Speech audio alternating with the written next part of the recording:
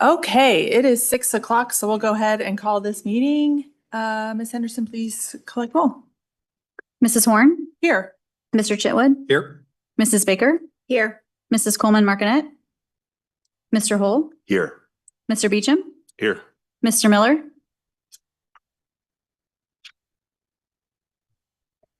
I'm here. we have a quorum. Great, thank you so much. First, approval of the agenda. Madam President, I move to approve the agenda as presented. Second. Thank you. Motion and a second. Any other discussion, conversation? Ms. Henderson, please collect the vote. Mr. Chitwood, Yes. Mrs. Baker, Yes. Mr. Hull, Yes. Mr. Beecham, Yes. Mr. Miller, Yes.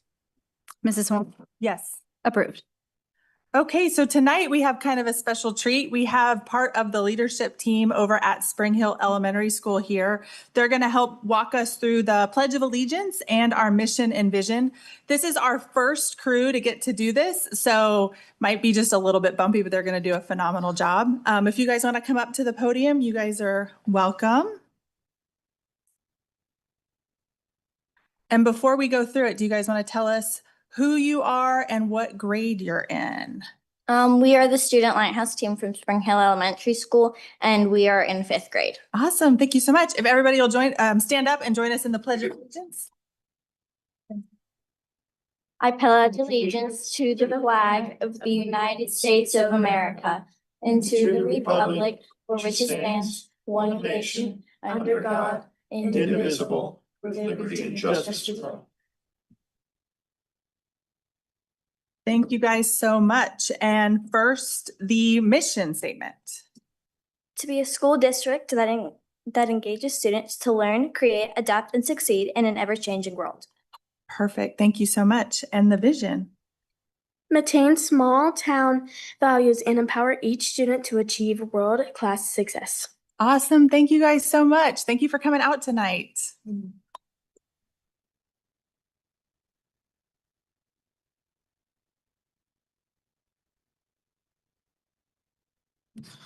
Okay. Public participation, any card? No cards were presented. Okay, great. We're just moving right through.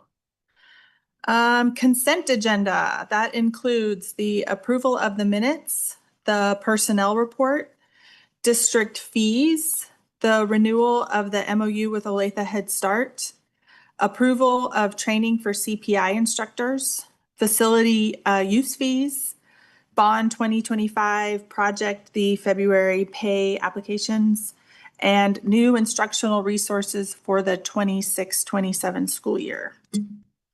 Madam President, I move to approve the consent agenda as presented and read. Second. Awesome. Thank you guys. Any conversation or questions?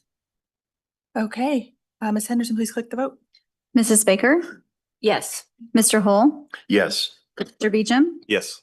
Mr. Miller, Yes.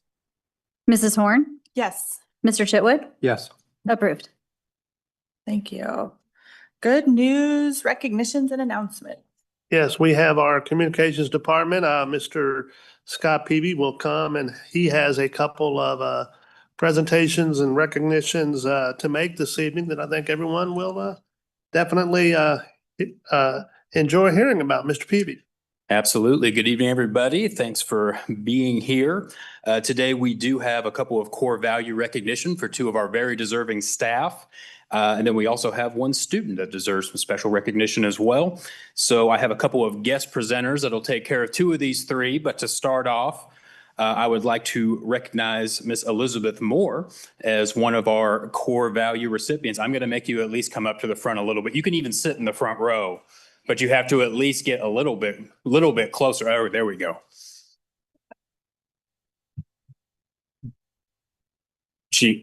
She's relishing being the center of attention right now. You can just tell. Miss Skibby unfortunately wasn't able to be here tonight, but she did provide some information that I'm happy to read on her behalf. Tonight, we're pleased to recognize Miss Elizabeth Moore, reading interventionist at Prairie Creek Elementary. Throughout the year, we have received several nominations highlighting the exceptional impact that Miss Moore's had on students and staff, and we are very proud to take a moment to recognize her dedication. Ms. Moore exemplifies what it means to be a truly student-centered educator. She consistently goes above and beyond to support the academic and personal growth of her students, building strong relationships that help them develop confidence, persevere through challenges, and reach their full potential. She is also a valued and trusted partner to the Prairie Creek staff. She collaborates with teachers with professionalism, kindness, and a shared commitment to doing what is best for students. Her advocacy, compassion, and dedication make a meaningful difference throughout the school community. Ms. Moore's work strengthens Prairie Creek each and every day, and we're grateful for the care and commitment she brings to the students and staff. And I think to sum it all up, I'll share this, which this is an exact quote from one of the Prairie Creek teachers in a standing ovation nomination for Elizabeth earlier this year. She wrote that Elizabeth Moore is everything a school should want and more. She is dedicated, compassionate, resilient, and relentlessly student-centered. She makes her school stronger, kinder, and better every single day. Recognizing her excellence isn't just deserved, it's overdue. So please join us in recognizing Miss Elizabeth Moore.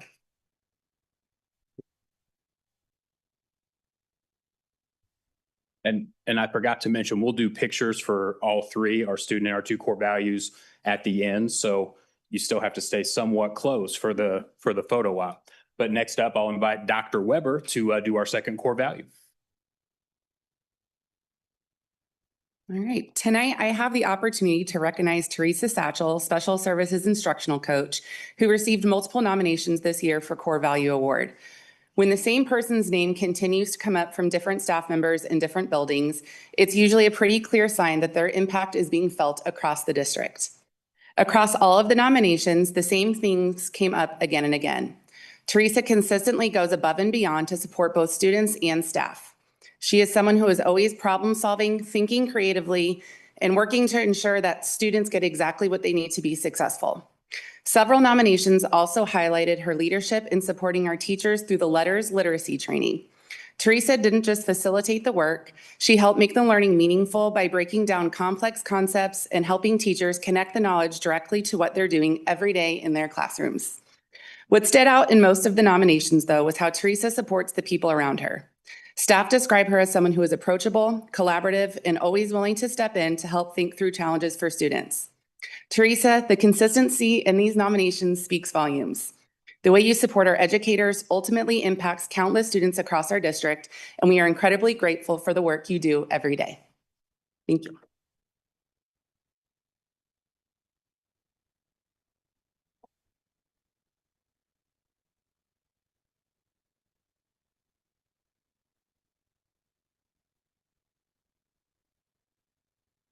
Good evening, everyone. I'm here today to represent the HR department in regards to our employee wellness campaign, Spring Hill on the Move. I'm here today to recognize the hard work and efforts of Miss Melanie Weber, Spring Hill High School student, high school senior. She did an excellent job of creating T-shirts for the Spring Hill on the Move campaign. She creatively designed a logo with a weight bar with the year of 2026 to generate awareness and also excitement for the employee wellness campaign with the motto, Soar Today and also Strong Tomorrow. I have a gift for Melanie, and as she comes up, I want everybody to put their hands together for Melanie Weber.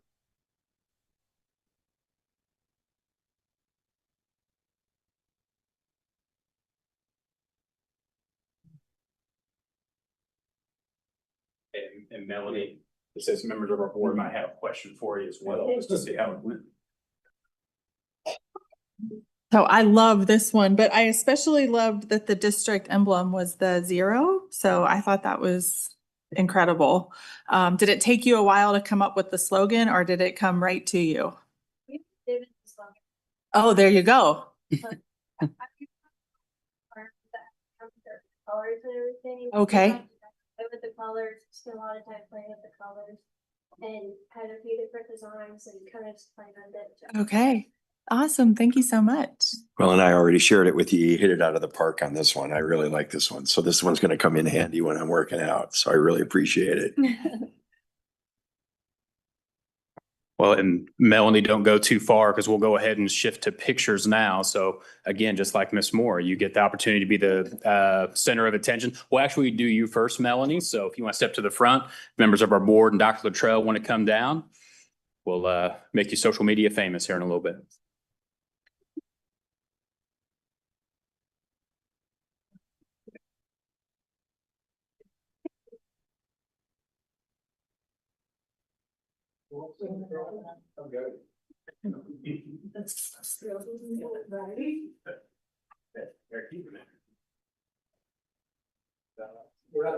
It won't be bounced. You have to come up.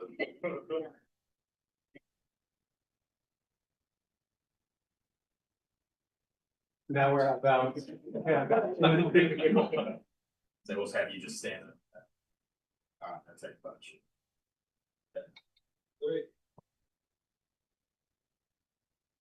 Oh, awesome. Congratulations, Melanie. Great job. Okay.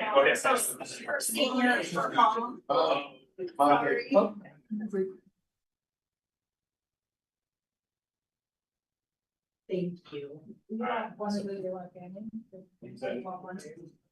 Yeah, sure. Okay.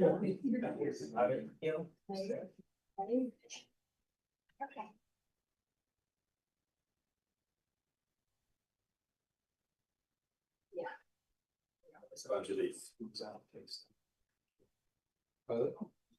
Awesome. Yeah, you're very welcome. All right. Oh. Thank you. Thank you.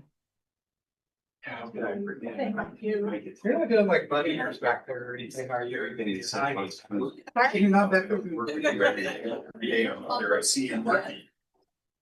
Your new favorite Christmas ornament here as well.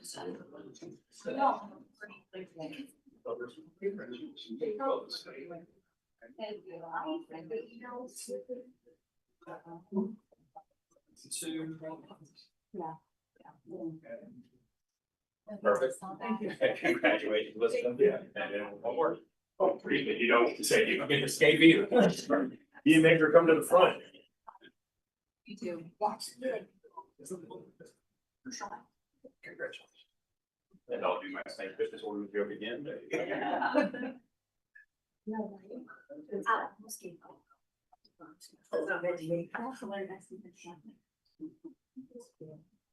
Awesome. Congratulations.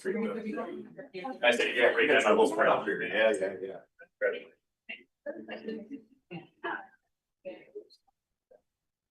Okay.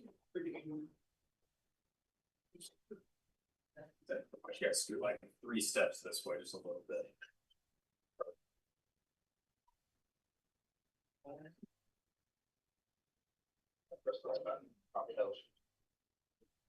Awesome. I'll send that to you as well. Yeah, congratulations.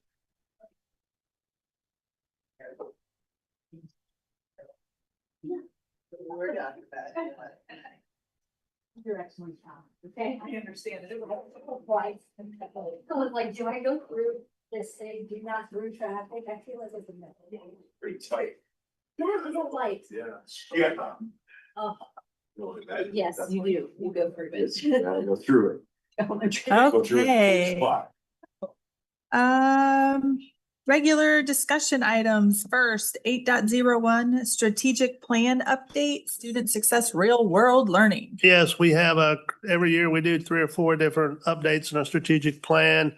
We've done the student data for student success in the past. In May and June, we'll do our staff retention update. And so right now, this evening, we have Teaching and Learning coming and telling us some of the recent ongoing plans that we've had successes in regards to our real world learning. And she may have some tidbits on where we're at moving forward. So Mrs. Zuck, I'll turn it over to you. Okay, thank you. Here, I have a couple of handouts that'll just kind of give you some good information. We'll get to Rachel. Thank you. Sorry. Oh, you click the button. That's okay. You click the buttons, all you want. Okay, so I'm going to talk to you a little bit tonight just to share some information with you about real world learning and individual plans of study. That's really one of the avenues that we use to get a lot of that information to our students and help them really make good decisions. As you can see, if you remember from earlier this year, we got an award because we're doing a really good job with this. So in 2025, we got the Bronze Award for individual plans of study, and we're just continuing to do great things with that. I think sometimes there's confusion on what an individual plan of study is. So I kind of just wanted to share with you tonight what it looks like. Because this is really good for kids, it is also a requirement from the state for accreditation that our students do this, but it's just good practice. It's really good for our kids to have these kinds of plans. So I really just wanted to share with you what it is. So it really focuses students on looking at different career choices and what educational plans might align with that based on what they might be interested in. It helps them to really define their career goals and then what post-secondary plans they might want to make for themselves.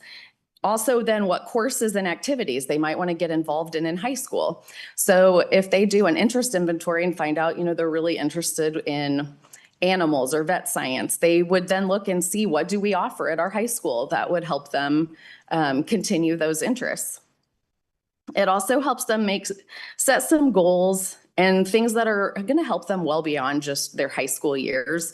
So I want to talk a little bit about what that looks like. There is a product for the IPS, and it is just a part of a process. So to define those, there are 4 minimum components set out by the state for what makes up a student's individual plan of study. And so they do a various series of strength finders and career interest inventories. Because I don't know if you guys were like me, but I didn't really know all the career options that there were when I was in middle school and high school. I knew like your basic things, but there's just so many careers. And this, even if kids kind of think some of them are funny or they don't really want to do them, they at least know their options. So this is really just a way for students to learn what's out there and also what maybe they have an aptitude for, things that they're interested in. So this helps them figure that out. We do this from 6th through 12th grade. So we started in 6th grade at the middle schools, and they can then do course builder functions where they select their courses based on their career interests. So it's kind of all tied together. And then they put together kind of a loose post-secondary plan. Like, what are they interested in? Is it something that generally needs a 4-year degree, or do you really just need like a 2-year degree? Or maybe you can go straight into the workforce based on what you do. And they also need a portable electronic portfolio.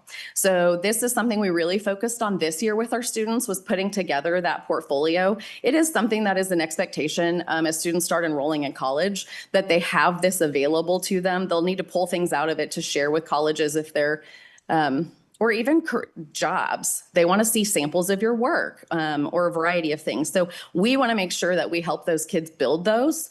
So every student that leaves here has that. The process piece of this is something that we do in schools is we help just guide them through the process. So we put together the lessons at grade level appropriate lessons from 6th through 12th grade so that the skills build on each other.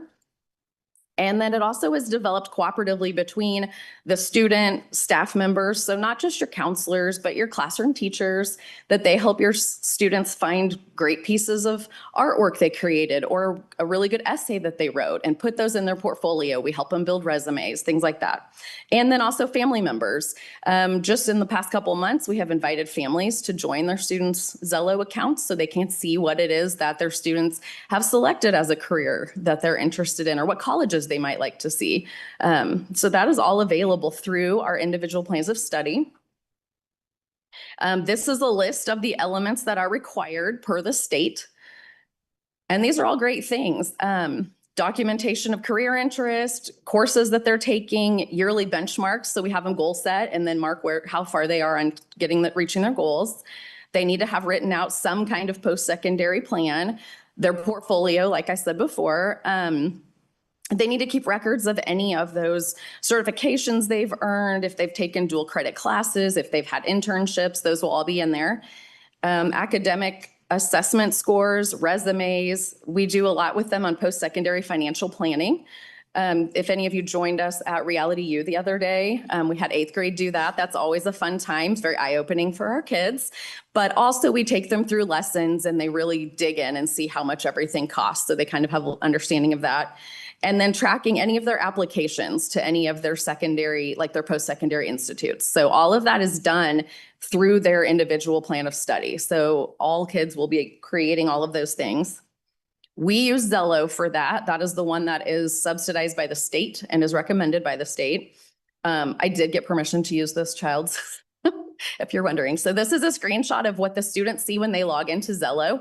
If you don't have students that are using it currently and you've not looked at it, this is just kind of your home screen. But you can go through and look at all of the different things that students can do in there. So you'll see your opportunities, your course planner, your assignments. This is just some of the things. You can see how far they've gone on their tasks. They look at personality styles, learning styles, but then they dig much deeper into what kids are really interested in. So you can kind of see what you would look at there. This is just some of the lessons that we do with students starting in 6th grade. And some of them you'll see they repeat, but it's also because our kids are growing and changing and have new experiences. So what they thought they were interested in 6th grade is not necessarily what they're going to be interested in 10th grade. So we do have them repeat some of those. And then some of them are at very specific times through their 6th through 12th grade careers of what they really want to do. So things like looking at your Kansas degree stats, that wouldn't really probably mean a lot to a 7th grader. But when they get to high school, we want them to start looking at that. So some of these different things, you're welcome to look them up. I mean, they're available for everybody, but these are all just some of the lessons and activities that we have students complete. And this is all tied to their success with real world. Here's another example of then what students might see as they're selecting like what courses they enjoy or what they're interested in. So as you look, you can see that this student really is really active with things that have to do with animals. Well, over here, it'll tell them what cluster matches they might want to look into. So you'll see agriculture or maybe STEM. So we could help a student then figure out what courses we offer there. I think this one gets the beekeeper. Oh my, I did not. I definitely should have though. No, we'll just have to tell Austin George that you approve.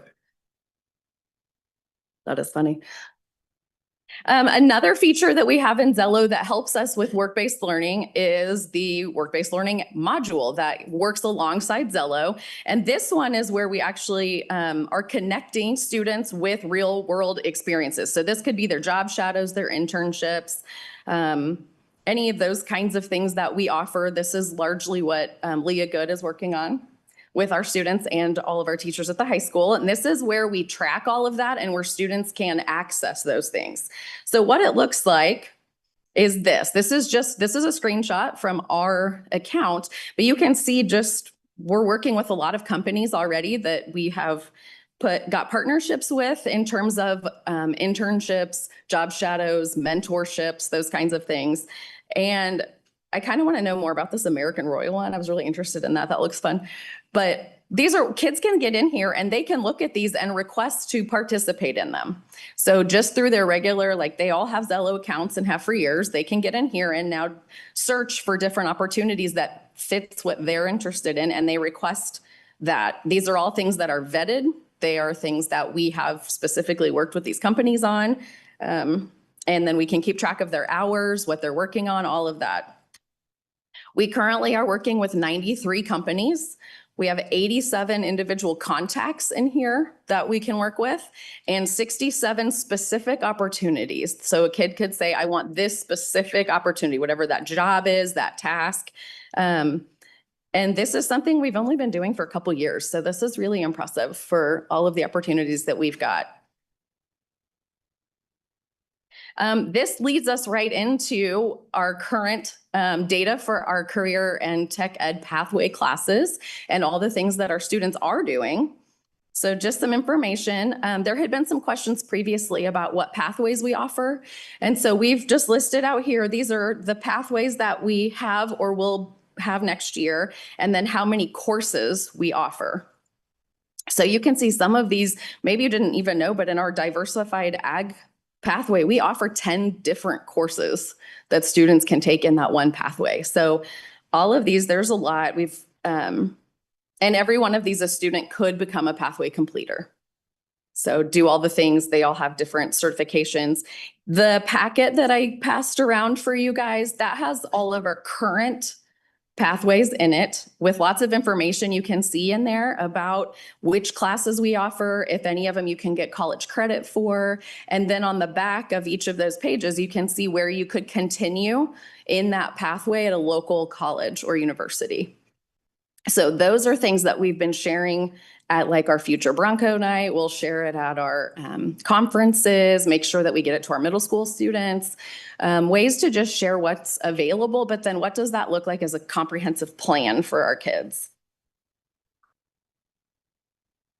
Here's some of our post-secondary data. So right now, or this is last year's data because we won't have this year's till the end of the year, but we had 291 students participating in what we would call the real world learning. There were 557 either work-based learning projects, opportunities, internships, or 9 or more college hours that were attained by 291 students.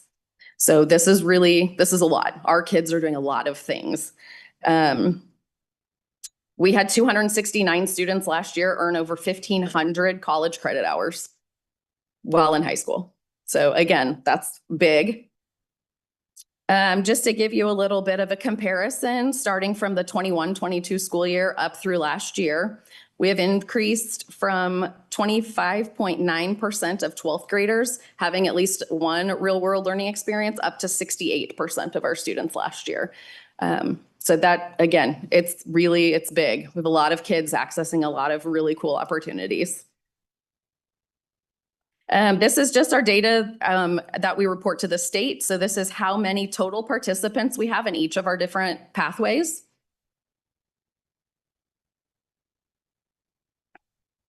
So you can see some of them are growing. Some of them already have a lot of students, but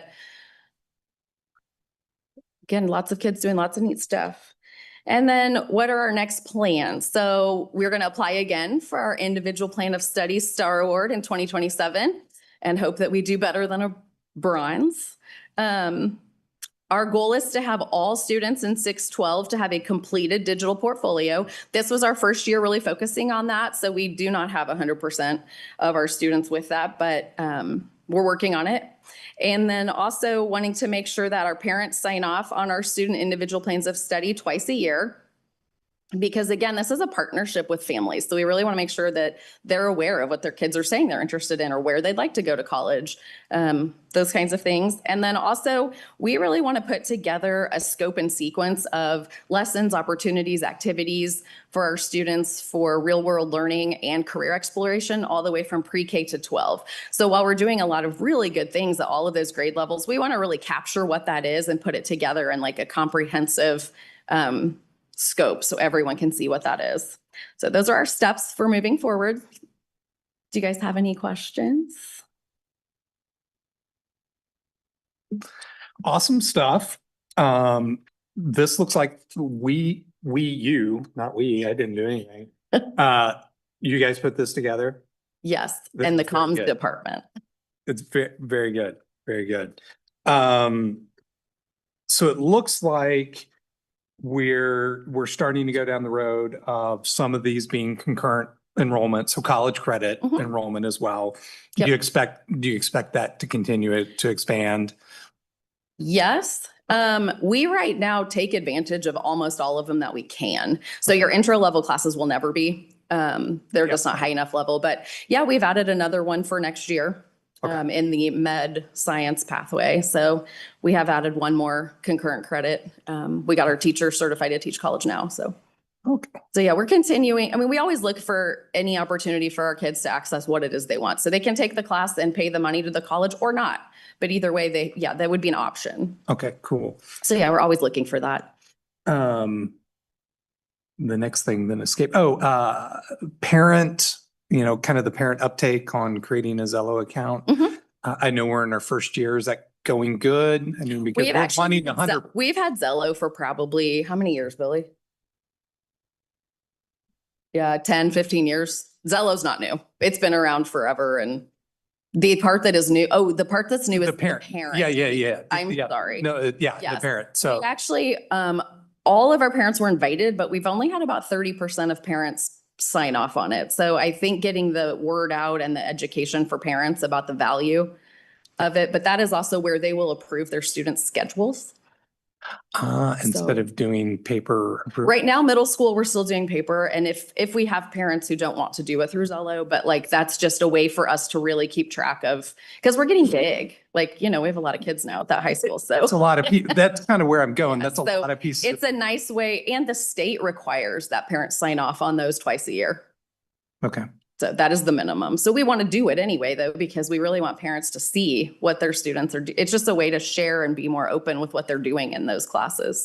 So Parents need to check their emails for Yes, this yes. invitation and yeah. okay, cool.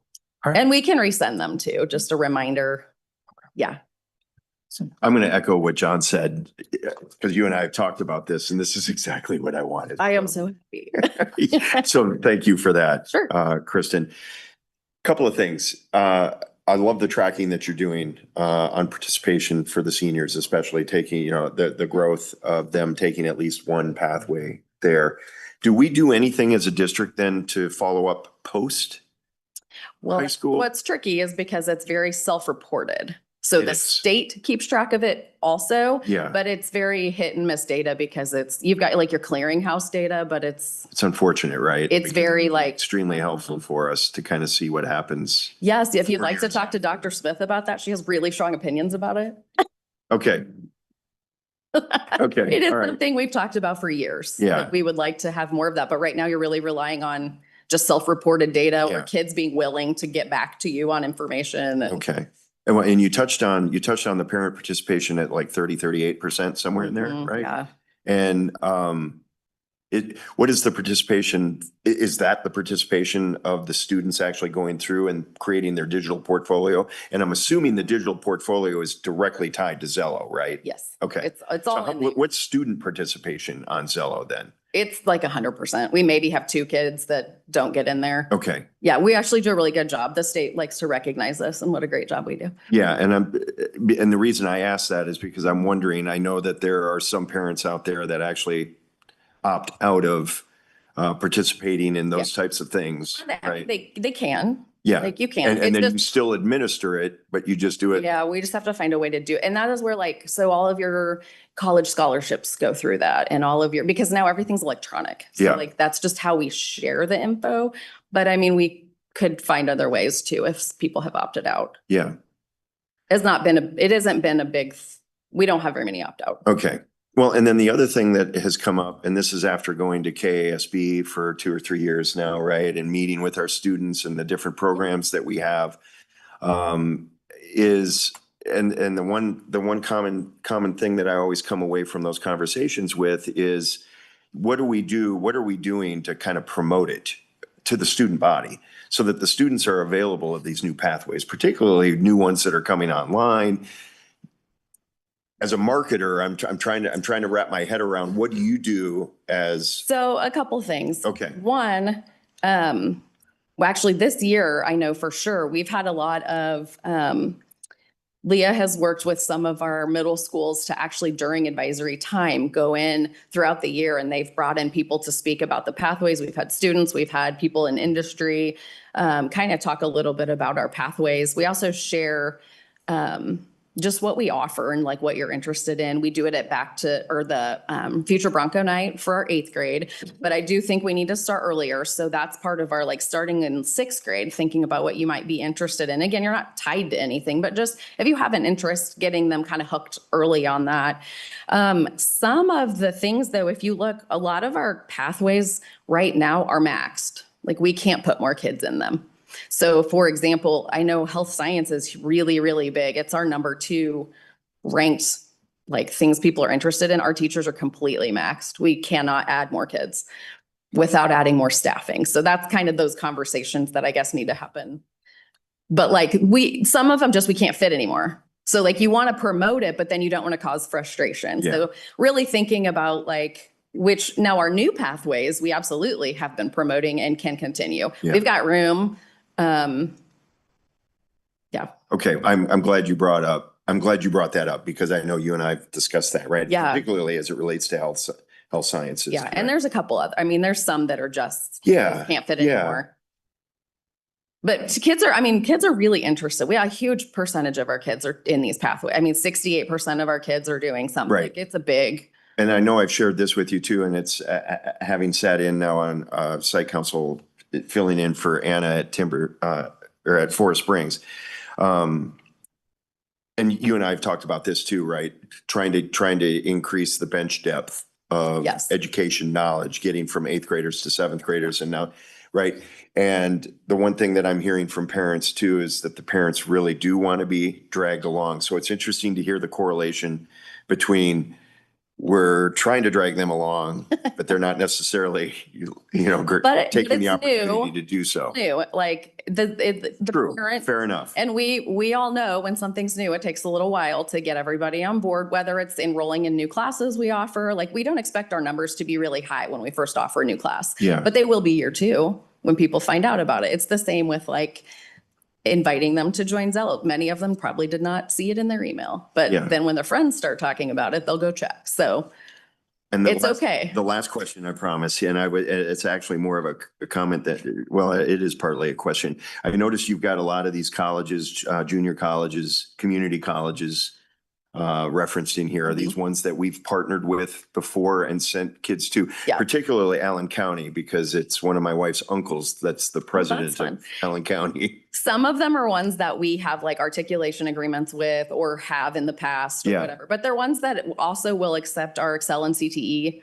Like, if they want to go to school there, they can go for they less can do money or that. free. They Yep. can. So choosing the ones that offer these are known and are kind of local. And they're all representative of ones that Yeah. we've taken advantage of that partnership. Not all of them on the back page. So the way it works is you need to work with your local college, and if they don't offer it, then you can go work Gotcha. with the others. So Gotcha. Okay. that's why you'll see more MOUs coming your way, as if we can't get that partnership, we will reach out to others. Okay. Perfect. Yeah, this is awesome. Some of these schools I wasn't even familiar with. So I love this. This is great. Doug made me think of a couple things. So thank you, Doug. One of those things is just given the breadth of these things, and I'm hearing the exact same thing about exposure at 6, 7, 8 Yeah. and all that. Is there any of these pathways, classes that are eligible to get down to the 8th grade level from a? So this coming year, we did, I don't know if you'll remember, but like when we brought the new program planning guide for next year, we did move computer applications and career and life planning for 8th graders to get high school credit. Those are things that can be given as high school credit. And those are entry-level classes to many of those pathways.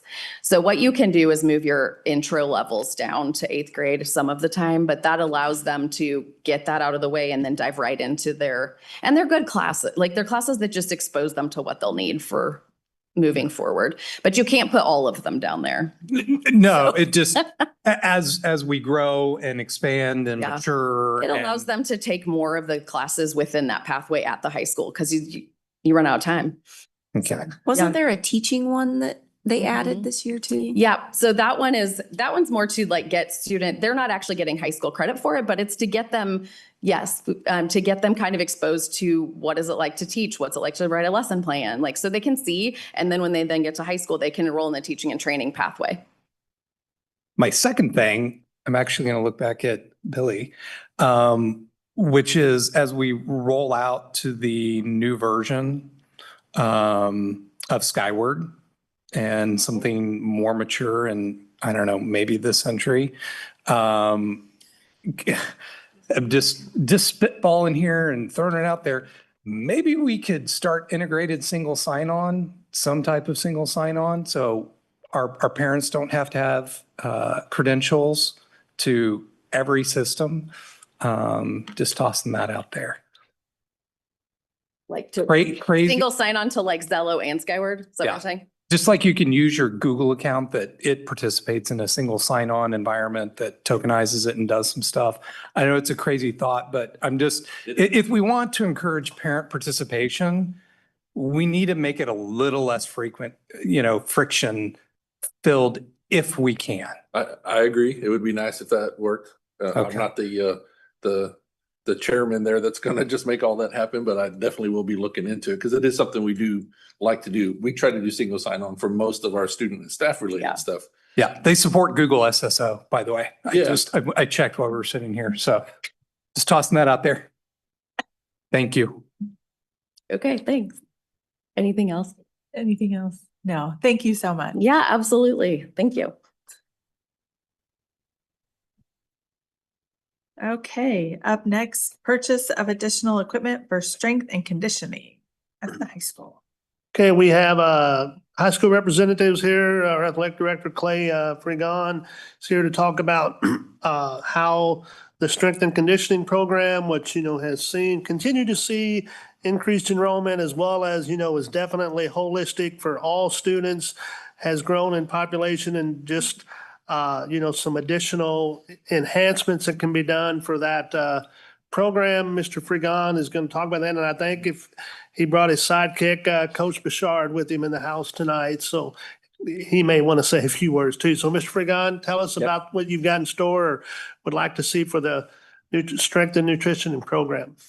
All right. Strength Thank and you. Conditioning program. That's right. There you go. And thanks for that introduction. I am Clay Frigon. I'm the athletic director at the high school. I have Fred Bouchard here, strength and conditioning teacher at the high school as well. Kyle Koss wasn't able to make it. He did have a funeral he had to go to. So, or he would have been here tonight as well to be able to also just kind of promote and reaffirm what all of this says as far as what we believe needs to be added to our high school to best provide for our students. Just to make sure we're clear as far as what areas we're talking about, we refer to the lower weight room. That was the original weight room to the high school back in 2007. So that has been reconfigured already. It's where we predominantly have most of our freshman weights classes, and we've really built those up. And we have several more freshmen now in weights programs now, and that goes into TNL by helping us be able to reallocate some classes there. And then, so we've added 7 different weight stations down there. That's the lower weight room. The upper weight room that we're referring to, that we're wanting to add these additional racks to is what was added about 10 years ago with the bond. And within that bond at that time, I think we've grown by 350 students, and we haven't changed the general makeup of that particular area. So as we continue, and obviously as I feel like every time I come here, we talk about growth and about how exciting it is, but it also can be very challenging.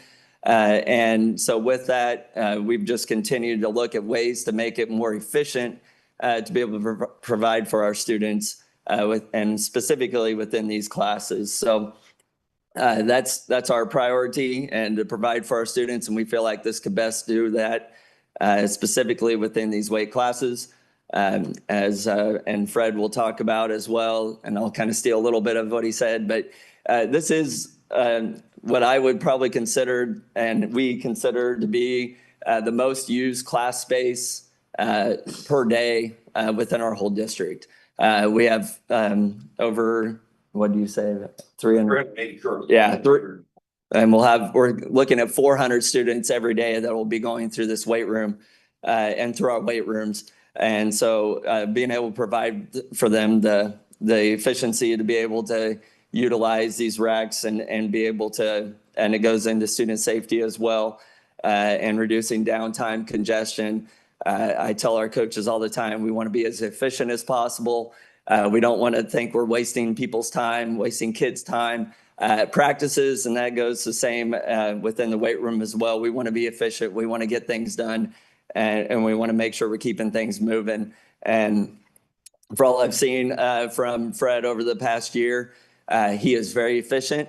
He gets things moving, and even before class starts, A lot of times, our kids are in the weight room and at 8 o'clock, that whistle's blowing and our bell doesn't ring till 8:05. So they're moving and going. And so I really believe that this could greatly impact our students and be able to provide for them. So I'll let Fred kind of talk about as he drills down to the classes and about how that can really improve as far as adding these weight racks and equipment. I think Clay did a great job, and I turn it over to no. You know what? Let me just add just a little bit more to that. When he talks about mining down into it, let me give you an example of advanced weights. We had 50 plus students first semester, and we have 12 racks. And that means when we get in our collective work and we're working our big muscles in there, there's some stations that have 5 people that are in there. And it's just too many in terms of rolling them. A couple things happen. Now this semester, that number, because seniors kind of go to lifetime sports and they're more about playing and not lifting as hard and don't necessarily want that same rigor in their exercise regime, that number's kind of dropped down. And now we're working in more 3 and 4 person stations in advanced weights. But that number's going to go back up in the fall because we'll have those freshmen that are coming up who want to engage in that.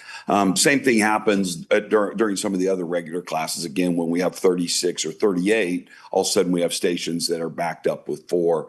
And it just gets crowded. We're just trying to look for a more efficient way to do that and roll kids through a little bit more. And truthfully, we just can get more work done during that small window of time that we have them. And we do try to honor the time that we do have them and get them popping in there. Hey, Coach, real quick. So to me, that's too much downtime, too much rest in between sets, right? I mean, that's ultimately what you're talking about here. Absolutely. Right. And that's wasted time. If somebody's having to sit out and watch 3 other people do their set before they get to go to their second set, right? Yeah. Before they roll in there. And we try to find ways to offset, maybe have some of those guys do something that's a little bit away from the racks. But when we're really working at that good tempo, the weight room starts buzzing, and it's a pretty cool place.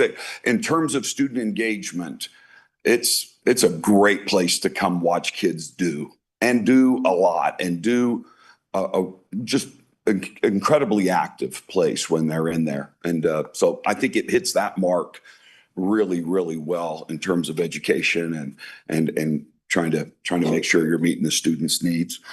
We have 3-fold goals really in the weight room. First one is we want a prehab for our students to help them avoid injuries. Most of our students, and many of them, have activities they do beyond the school day.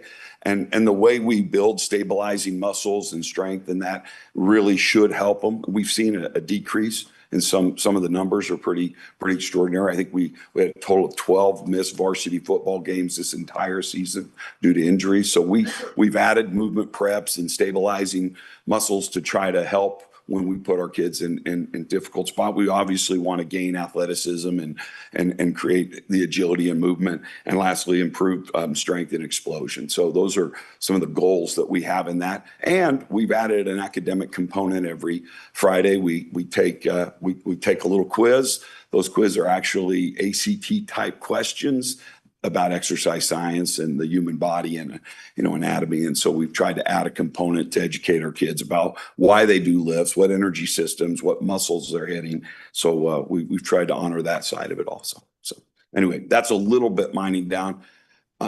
Normally like to keep Dr. Bouchard in the closet most of the time, but sometimes he shows up in those moments like that.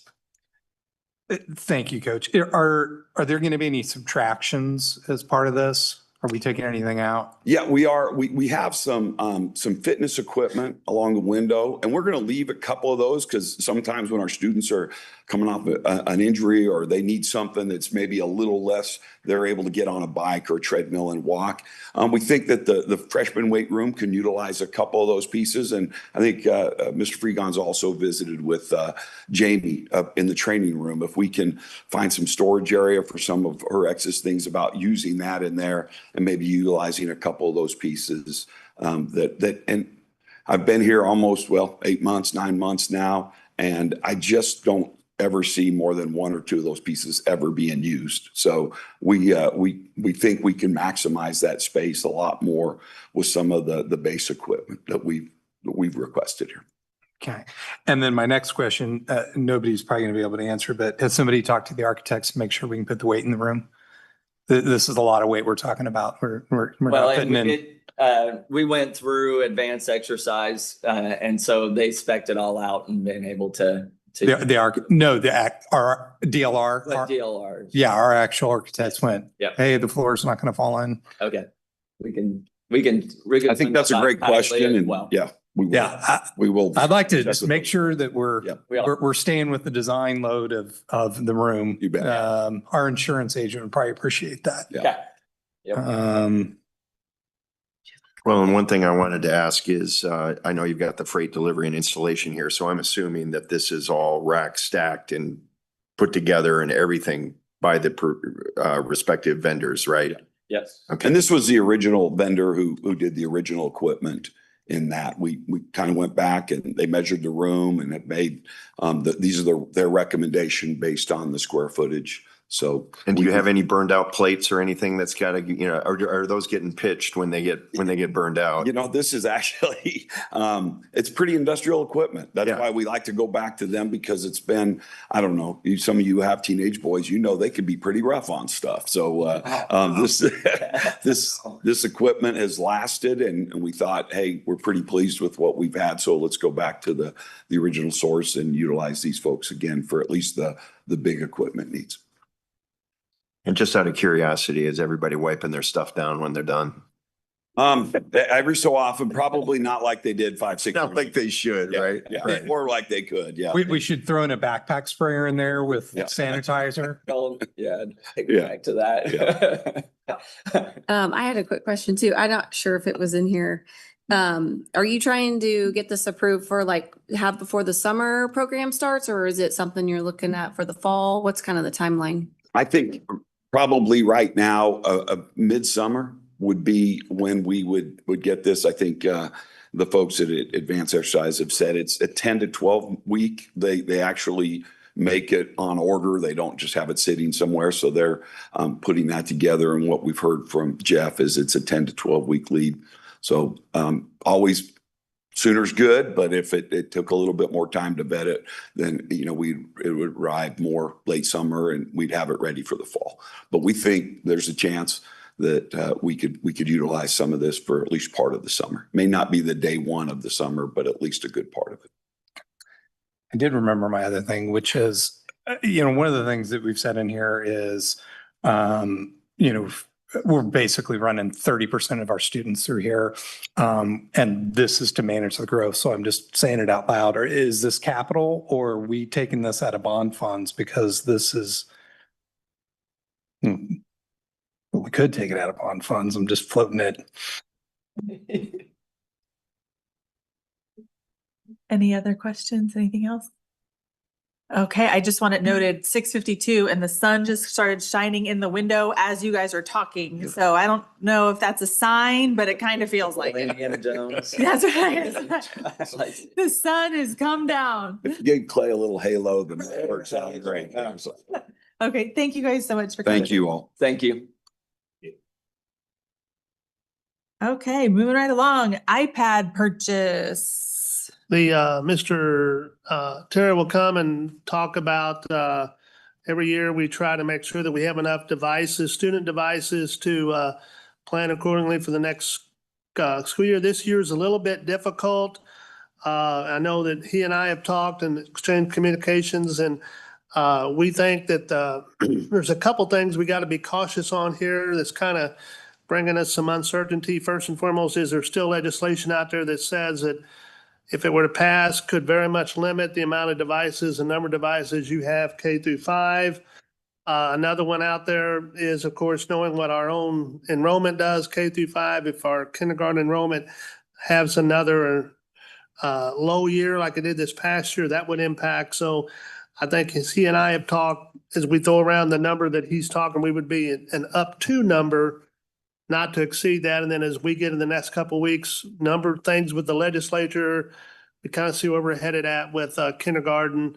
roundup, we can adjust that number. But again, all we're asking for now is just kind of, again, he'll give you that information and then we would come back in a couple weeks and ask for action at that time. So Mr. Terry? Yeah, good evening again. I don't know what to follow up with that. Like Dr. Luttrell said, we try to make sure we have enough devices for all the kids that we're expecting to have. It's a pig in a poke kind of thing, right? Like you don't really know. Historically, we have relied on our projection numbers to make those numbers. And I know there was a misstep this year. And so we're always trying to be on point and as frugal and responsible with taxpayer dollars as we can. But the problem with some of these things is that there's a lead time for a lot of this stuff. And if you don't get it while the getting's good, sometimes you're going to be stuck without. So we do have a plan for what we're going to do. In the end, I will say one addition to Dr. Luttrell's statement is that we have about 2,800 iPads that eventually are going to age out. And we forsook that this year. We didn't, we're holding on to devices an extra year. So this number up to 250 will help us get to where we are with the devices that we have. Billy, I'm confused because we just bought iPads to refresh the previous iPad. So correct, last year. Am I losing my mind that we bought iPads? No, we bought iPads to replace the Chromebooks. We replaced. We rolled out the Chromebooks. Yeah. Okay. Those rolled off there because I'm okay. Yeah, we had Chromebooks at the elementary level that were really old and getting aged out. And with the adoption of Apple and Apple Classroom and a lot of the secondary grades, we went with putting them in the elementaries as well. Billy, I know you and I talked about this before, but you have to refresh my memory here. I mean, you generally every year you just have a roll off, right? For whatever reason, they get broken, can't be repaired, they age out. How many total units do we have of iPads in the district? Oh, that is a big number. Approaching 4,800. Okay, I'm just trying to see what 250 is as a percentage of the total, right? So you're really only talking. We keep them in grade bands, right? So we have a certain model that's in our K and 1. They're, I don't want to say less important, but they don't get as used as much, right? Yeah, that's 1-to-1 staff. But okay, so it's a little less than 5%. Yeah. And here's where I'm going with that too is, do we expect to see this again next year then too? Is this kind of a standard 3 to 4% every year? Oh, well, we'll have to do a device replacement soon, a refresh. Okay. Yeah. We were on a when Mr. Elliott sold this, it was on and I don't want to throw his name out there, but he was the one that went 1-to-1 iPad, right? And so it was on a 3-year refresh cycle for secondary kids, because secondary kids, those devices take a beating. Yeah. That they're the ones that go home. They're the ones that get the most damage. They're the ones that get stuff on them and things broken in them.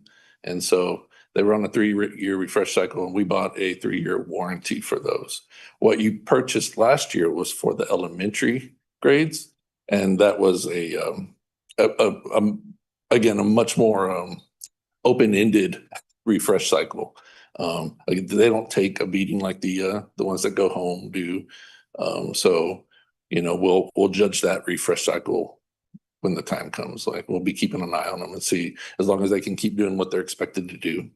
For the elementary kids, one of the biggest things is making sure they can still run the apps that are required, making sure they can do things like state testing and things like that, because that's what they're using those devices for. So, but yes, for the Mr. Chitwood, you look like you have something to say. I'm just mathing the math because 4,800 for K through 8, and I'm just trying to math the math. We also have staff devices. Most teachers have. That still gets me to about 3,500. So I'll math the math later. Oh, K through 8 is what you said? Yeah. Oh, I thought you asked the total number of devices we have. So, Well, that was the question that Doug asked, was total number of iPads. And I thought you said 4,800. yeah, we have iPads K through 12 now. All students have iPads. Oh, okay. Yeah. Sorry. Yeah. Okay, but so how are we getting the 250 number? So we think that we're going to have 250 iPads that are going to have to be replaced. Is that where the number's coming from? Or because it wouldn't be kindergartners coming in, because wouldn't the kindergartners coming in just take the current kindergarten, don't they just Right. go on? Yeah, So I guess- there is a delta change in the number of students that we're expected to have next year. And I'm just doing math that I did off of our projections that were given to us. Granted, you can take that however you want. There was a delta change of 219 students. Not all of those are student devices that are in that 250 up to 250.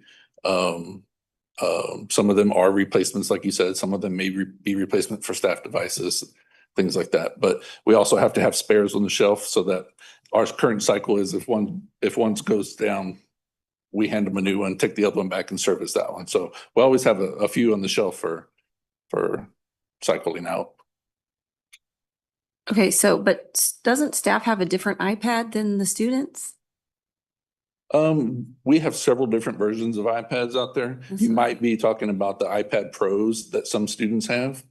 Some students have those? Oh, I'm sorry, some staff have. Oh, I was Yeah, iPad Pros, some of the staff have those. They were kind of a purchase that was required when we decided to go this route with iPads, namely because Apple Classroom was having trouble with iPads, or the app was having trouble with MacBooks, running on MacBooks. They got that fixed. It hasn't been an issue, but we still do have iPad Pros out there. All students are just your standard iPad 8, generation 8, 9, or 11. Those are what are out for the students. okay. And what generation is this one? These are 11s. 11. Yeah. So I was a little concerned when I put this on the agenda because there was a Mac expo last week. They did something different. Usually they have a keynote day where they announce all their new devices, but they did it over a 3 or 4 day period. And there was talk there was going to be an iPad 12 coming out. Funny story, Apple kind of throws there's a lot of rumors about what Apple's going to do. So sometimes they throw other rumors out there to hide the real one. And so the real one was the other one, the device that's the cheaper MacBook that they released. So. Okay, any other questions? So you mentioned the refresh cycle at the secondary level. Yes, sir. So can you these wouldn't be subject to that? And could it be sold back at any time, or can you just kind of go over how that works? Well, I'll tell you what my plan is. So we can keep all of our grade bands on the same device. I didn't include warranties on these in this price quote because we're going to throw them in at the secondary level. I'm sorry, at the second grade level. We have, because the second grade was on the pilot program, when we decided to try iPads at the elementary school level, the second graders have the generation 9 iPads. Whereas so they're on par with the rest of the secondary grade levels, 6 through 12. So my goal was to be as frugal as possible, as financially responsible as possible. I got these without a quote for the warranty because we have historically haven't bought them. We didn't buy them the last cycle. Warranties for the extended warranties, Apple Care warranties for the cases or the iPads at the elementary school level because they take such little damage as it is. So we were going to go take the 9s out of the second grades with a few shuffling around of some other 11s that we've had. We'd be able to get all of them on par. So they'd be all the grade bands would be in the same device. And then we could take these 250 that we're taking out of or close to 300 by the time we're done shuffling things around, out of the second grade carts and put them back into the pool for our staff and secondary kids, 6 through 12. So that gives us, again, according to projections, we might have 175 kids delta change at the second grade, 6 through 12 grades. And that would give us enough plus spares, plus staff, any staff changes or anything like that, that we might need to replace. So one of the things, just to go with what you asked a little earlier, one of the things we always look at is what we can get for resale value. And it's always a fine balance. We're at that year where if we had sold them this year, we would have made a little bit more money than if we sell them next year. But is the price, lots of money. So it would have probably been $1.5 million or $2 million to replace them all. Is that worth, trying to do it this year or hold off one more year, get what we can out of them, see what the future holds with the world, with legislation, all that stuff. And next year, while we would have gotten a little bit more money this year, we should still get a good return if we need to sell them back. That being said, some of them also will trickle back down to replace some of the older aged out 8s that we have, version 8s that we have. So we try to use what we have, try to be as responsible as possible. Okay, anything else? Is good. And Steve, I'm sorry I haven't been checking on you, but hopefully you'll interrupt if you have anything. Appreciate Okay. that. Yeah, you bet. Thank you, Mr. Terry. Agreement of shared facility use at the Early Childhood Center. Good evening. So I have the contract here between Spring Hill Rec Commission and USD230 for use of the Early Childhood Center. This is the same contract we had last year, same language. The only change is that it'll be a 2-year agreement rather than the 1 year. And it's kind of similar to what we're doing with like Way Church or people who are using our facilities long-term. So they use the gymnasium, locker rooms, bathrooms, pickleball court. There's some soccer fields or open fields just north of the pickleball court, and the baseball fields and the parking lot. So again, it's all the same language, just the change in year. And I wanted to get this in front of you just because of that change. So How's it been going? it's been going good. Is it, Yeah. we're clean, everybody's doing what they said they were gonna do? Yes. Okay. Okay. Any other questions? Anything? You might win. Thank you so much. Thank That's you. it. Okay, capacity. Capacity for 26-27 school year. Dr. Robinson. So it's that time of year again. Last meeting, you heard the presentation from RSP and Associates, giving us kind of what our projections are.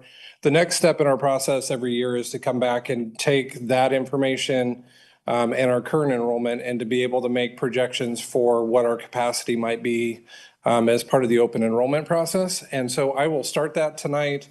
There are a few places I would like some feedback from the board before we'll bring a recommendation to you on the 23rd. So just a quick reminder, this is a statutory requirement. You'll notice that when you receive the recommendation at the next meeting, it'll be broken up K-8 and 9-12. It's because that's how it's broken up in statute. And there are actually slightly different pieces that we can consider in making that determination. But overall, your responsibility is to take a look at our data and to determine ultimately how many open seats we might have for individuals who don't live within our boundary. So similarly, our policy mirrors what's in statute. It suggests that we would use student to teacher ratios, anticipated growth, and ultimately architectural capacity as well. We haven't gotten as far into that in part because our growth piece tends to dominate the conversation.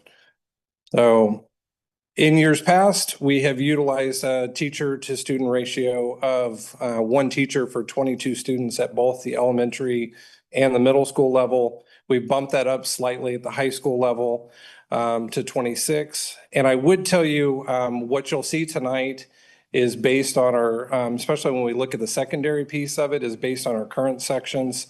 I always rely on teaching and learning, usually the week before spring break or over spring break. They will give me, based on how the high school schedules are filling out, what the exact number of sections looks like. Kristen's done a great job of requiring our counselors to have it in. So you may see a slight change, and I'll show you where some of that might be. We have also protected a couple spots because in our policy and in statute, it allows you to enroll several groups of students as if they lived within the district. Those are students who typically are in the care of DCF. So normally your foster care students that have been placed with a family that lives within the Spring Hill boundary, we would enroll them as if their residence was here. McKinney-Vento is your students that are identified as homeless. And then individuals who are employed with the district, it gives us the option, and we did put that in our policy as well, to be able to enroll them as if they live within the district as well. And then the other piece that obviously we take into account is projecting out growth. So you are allowed to look at limiting factors. So these are just a few things I would mention that we have taken into account the last few years. I mentioned architectural capacity, but we've also looked at our specialized programs. So we have programs at several of our elementaries and middle schools specifically that require us to have some space to be able to move a student from another school in the district to that school based on the programming that they need. When we've put a specialized program in one of our schools, we've typically taken a few seats back at each grade level in case a student would need to be moved, because in most cases, those students are enrolled in a general education class and would receive services from the specialized program as well. Title I impacts Spring Hill Elementary. The only reason I mention it here is we do each year have to complete a comparability report showing that because we're receiving Title I funds for Spring Hill Elementary, that we're also carrying more staff to meet the needs of students at Spring Hill Elementary. And so it gives us a little bit of wiggle room as far as putting those student to teacher ratios together for Spring Hill Elementary. And then at middle school and high school, several things that have come up in years past have been, we're still sharing some staff at the middle school level. We've got a few staff that travel, trying to account for some of that. And then the high school has been our bottleneck for the last few years, that trying to make sure that we don't overload our middle school class sizes, because we know that those students will have to transition into the high school. Any questions so far? Okay. So jumping into numbers. So one thing I know has been a conversation within the board has been class size. So what I would tell you about all 5 of our elementary schools, our class sizes for next year, based on some of the shifts we've already made, look really good. Our issue is not about next year. It's as you project out the next few years of growth. Timber Sage has 1 grade level that we'll continue to monitor. But I think as we're watching kindergarten come in, I think they'll balance themselves out as far as the class size piece. But I will go through very quickly just a few things about each school. Please stop me, and we'll talk open seats at the end. So anywhere you see a negative number in the open seats column at the very end means when you project out our growth, we're full and beyond full. If you see it highlighted in purple, it means it's potentially a spot that you could choose as a board to open some seats. So Dayton Creek, we did look at making a few shifts from other places to make Dayton Creek a 3-section school. As you know from RSP's projections, Dayton Creek, Timber Sage, over the next couple of years are expected to see a pretty significant amount of growth. Their class sizes are in order, but there really isn't any room at Dayton for open seats.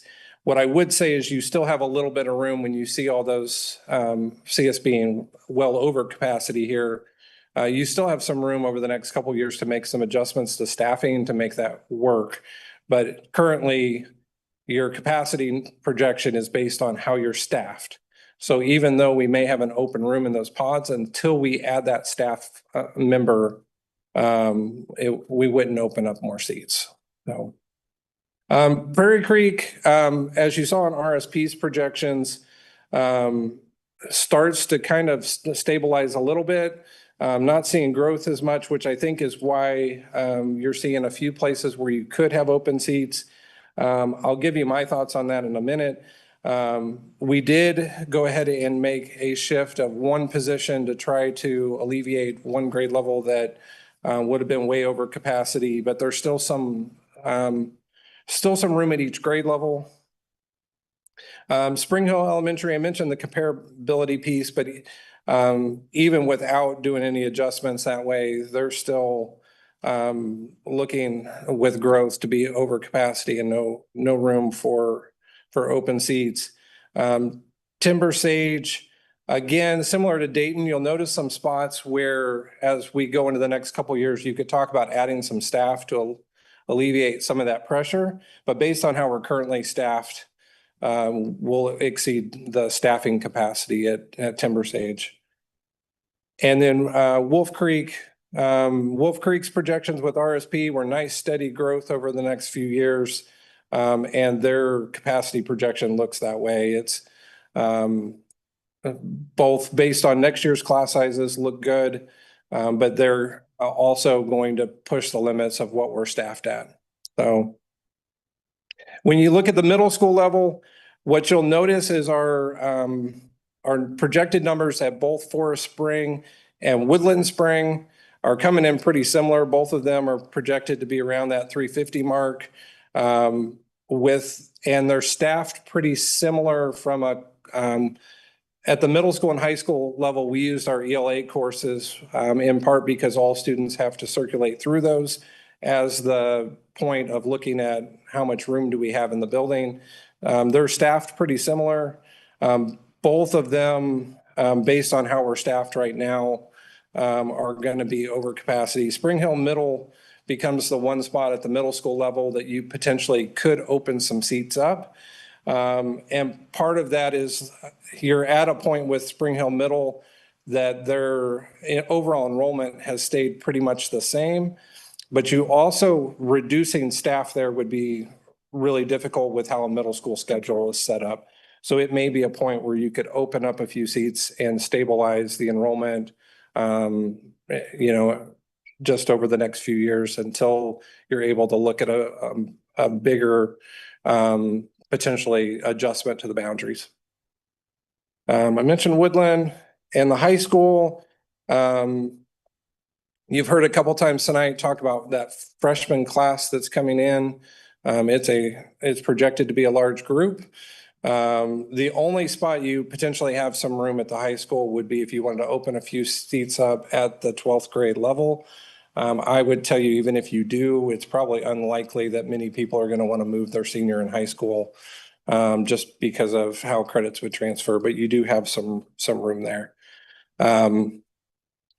So here's what I would tell you. And if you look closely at my Prairie Creek numbers, they're off slightly. They'll look different from the table to this. And the reason for that is we started projecting out a little bit of where another specialized program might go. And I'll make adjustments before the recommendation. But either way, Prairie Creek has a small number of seats. The one thing for you to think about, the last few years, we haven't opened any elementary seats because the two buildings next door in Dayton and Timber Sage are so high from a capacity standpoint. But that would be an area that I would be interested what the board's take is on that.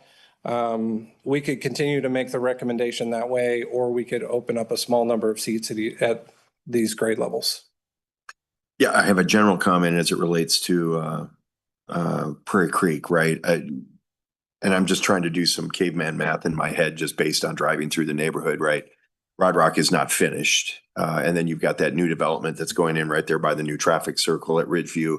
and 167th, right? And so, and those are a little more affordable homes, you know, I would suspect. And I forget what RSP's calculation is on a per house basis, but let's just call it 0.55, right? Students per household. And I got to believe there's at least 80 to 100 additional houses that are likely going to be coming in, right? Number one. So that's a concern of mine. Number two is just a general statement as it relates to just opening these seats. And refresh my memory, Josh, but we let these students in and take that seat, they're in. Next Correct. year, the year after, the year after. So when I look at Spring Hill Middle School, I see that, yeah, we've got the capacity and we can add the students, but my fear is, what does that look like as they move into ninth grade, right? As they move on to the high school. So are we allowed to take that downstream into account when we see those numbers? People are going to go ding, ding, ding, I can get my kid into Spring Hill Middle School. Well, yeah, technically you can, but the problem is we're not going to have any room for them when they get to ninth grade. It's a great question. So the last 2 years we have, and the only reason I pose it as a question to the board this year is more because of where we are in the construction process and just from a district-wide, where are we going? I thought it was more of a discussion for the board to have.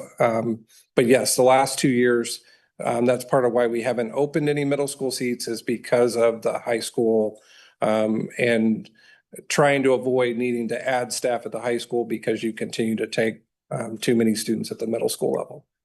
Yeah, so that's all I'm doing for my fellow members here is just, you know, cautioning us that, you know, it may look like we can fill some seats, but I just don't want to be creating downstream problems for year 2, year 3, year 4. So just to clarify, if we were to open these at Prairie Creek, they would be under the understanding that they wouldn't go to Woodland, they would go to Spring Hill Middle or would we take them at Prairie Creek and then they would go into Woodland, you know? So that's what I want to understand is, would it be like, okay, yeah, we have these seats open at Prairie Creek, but your middle school will be Spring Hill Middle? So the way our policy is set up is that they are guaranteed a spot in the district until they graduate. So you couldn't displace them from the district, but we would have to accommodate them. I would tell you from just doing what's best for kids, we'd want to look closely at that because what you don't want to do is, no matter where the student lives, you don't want to get into a spot where you're bouncing them around year after year after year either. So we'd want to really look at where do we assign students that aren't residents of the district for middle school. But yeah, that is going to be one of the challenges that we would face. Yeah, because then you run into issues with busing as well, because then if you live in Prairie Creek, but then you're being bused, you know, how does that work? So the one caveat to students who don't live in the district is that you're not required to provide transportation for them.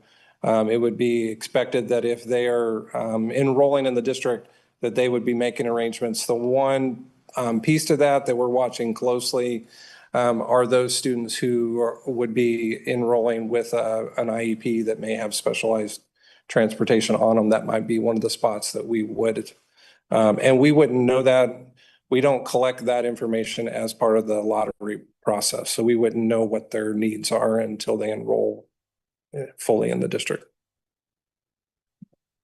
Yeah, I'm pretty much at the same place where how can we make the math make sense? And I mean, if you came back and said, well, we want to go four sections at Prairie Creek, I mean, okay, maybe, but you hit my exact question on the head, which is, but now it doesn't follow the flow and some sad kids because they're going to lose their friends having to come out of elementary and go to middle. But these are all based on the revised numbers. Correct. The correct numbers, not the ones that we saw at last week's RSP. Yes, they are. Double check that. I know we comply with statute and put up the application, even though there are no seats open for it. How many did we get last year? We have had the last 2 years somewhere around 20. 20. Now, I would tell you typically about half of those are school staff. So we're still receiving a pretty small amount. We were probably receiving less than we would if we actually had open seats because Rachel and I both get to talk to quite a few of the families. As you start to explain to them that the board had already made decisions to not open any seats, there are a handful that don't ever submit an application, but. So additional, so roughly 10 people are submitting one, either Correct. sight unseen, they haven't called, or I'm going to submit one anyway, just in case. Yeah, as of today, we're somewhere between 13 and 15 submitted applications Staff? this year, total. Total, okay. Yeah, and about half of those are staff, right? Correct. And so Josh, do you obviously you see it. Are they coming from the north? Are they coming from the south? Are they coming from the east, the west? Where are they coming from? We're seeing a pretty good mix. Really? I know there are some districts that will be able to pinpoint a trend where they're seeing them all from one district. Ours are pretty well dispersed around the area. So we're doing really good for not advertising and not having any seats. Yeah. I think the district has a positive reputation that attracts some families. I think the size of the district. I think the other piece that we know is we're going to get some individuals that because of our special services and what a great job they've done is going to be attractive to some families as well. So I just thought that, we've continued to put a recommendation before the board with no open seats. And that's what I'm hearing from you all. If I'm hearing wrong, please correct me. I just felt like it was a good opportunity for us to have a conversation before we brought a recommendation forward. Yeah, my feeling is unless there's some magical, we need to go 4 sections at Prairie Creek, it doesn't make sense. Well, I think the limitation is the high school. I mean, I think it would be great if we could do it, but then you get to the high school and we just don't have the room for them. I think that's what we decided on last year is because the high school was 0. So we figured, even with the addition, I don't see how we would have room, but. So what I will do with it, I'll sit down the end of this week or over spring break with Mrs. Zook and take a look at actual high school sections.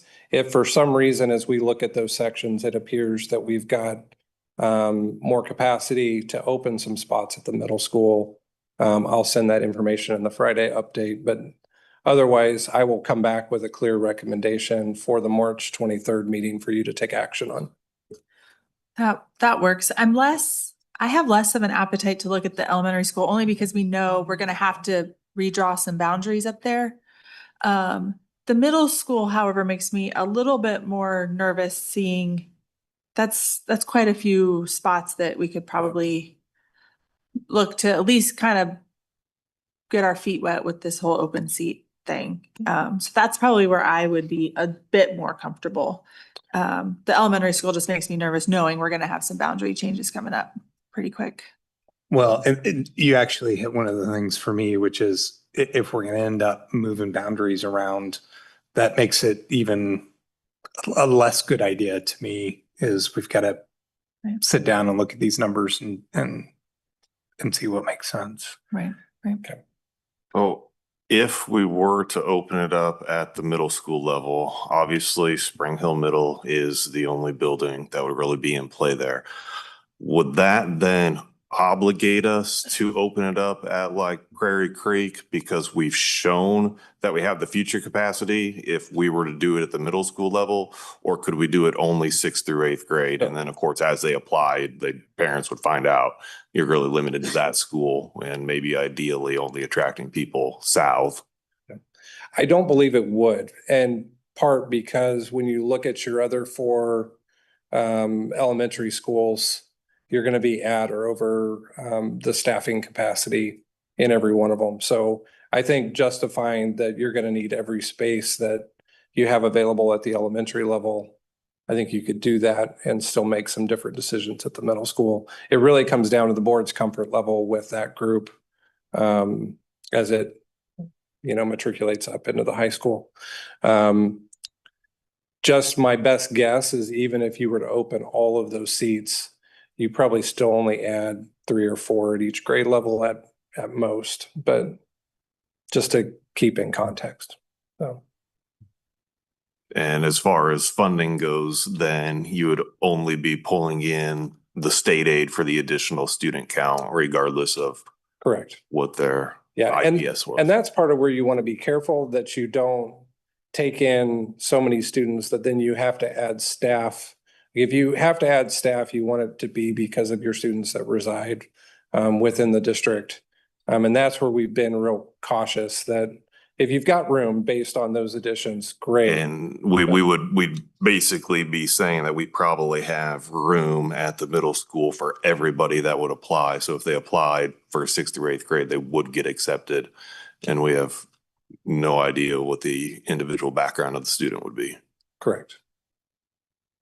Yeah, but I think you just said the thing where I'm much more comfortable on the expanding on the known based on what we're spending on RSP than start a speculative opening, because that's hard on staff. It's hard on everybody. Okay. I'll just make one last comment for the board because we kind of brought it up when we went over these projections, that I think we all see a necessity in the near future to readjust some of the boundary lines, probably specific to the middle school level there. Yeah. I agree. Yeah. Okay, anything else? Thank you. Okay, action items. Up first, security camera archiver upgrade. This item was presented last meeting for discussion to can basically allow our cameras to have more the necessary space to keep all the storage that they need to for the time that we have. And this will also enable us to also have steps needed for as we could possibly continue to add cameras in that in the future.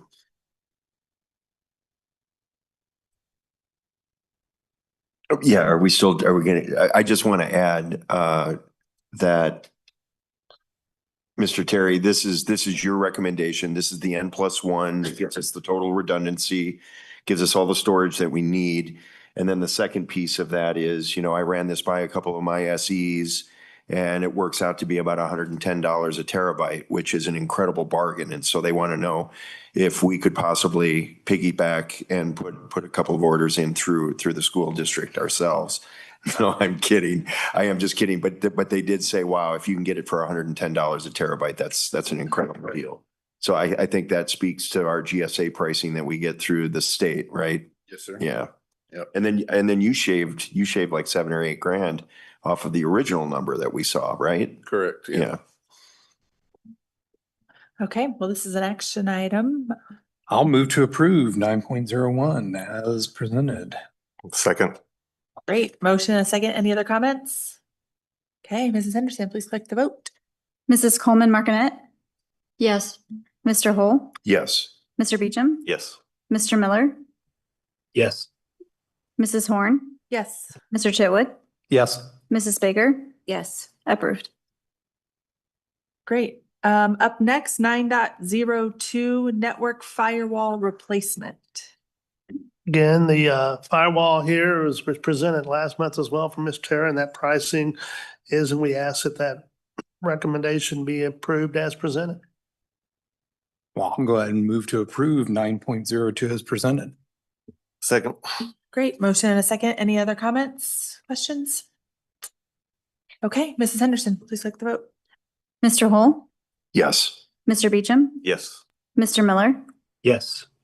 Mrs. Horn, Yes. Mr. Chitwood, Yes. Mrs. Baker, Yes. Mrs. Coleman Martinet, Yes. approved. And the last action item for the night, 9.03 Skyward migration. I'm going to go ahead and move to approve the Skyward migration because I was able to get on the Skyward and they support Google SSO as well.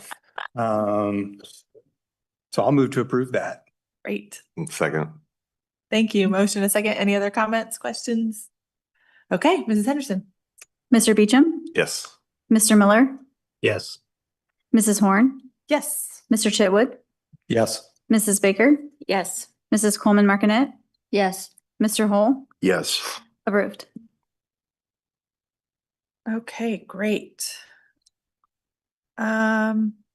Next is the future discussion items. I know Dr. Luttrell included our availability to do some meetings with him. When I went in and filled it in, the only other person who had done it was Mr. Hole. So if you guys don't mind going in and filling that out with your availability so we can get some time with Dr. Luttrell to go through any of these just a little bit more in depth. Do we have any changes or additions for tonight? Mine that's on there, no, but hopefully as of Friday, I'll have an update the next time this comes back around. Okay, the legislative platform, Ted, that can come up, can it? We do Yeah, that, right? yeah. Let's pull that one. Yeah, and the only thing I'll add is that it's in play right now in Topeka is the cell phone. And then also the screen time and devices, let's just call it that, right? And I was going to bring it up when Billy was presenting on the middle school use and how they're hard on them because they're going home. And it sounds to me like we might actually get some relief there if their use is limited and those devices do not go home. Do I understand that correctly? The legislation. Yeah. I haven't looked at the most recent one. I know. Those things have changed so many times. Yeah. I'm scared to say what's current. So if you're okay, I guess what I'm saying is let's just leave them on there and find out. I guess we'll find out this month exactly how that plays out in Topeka.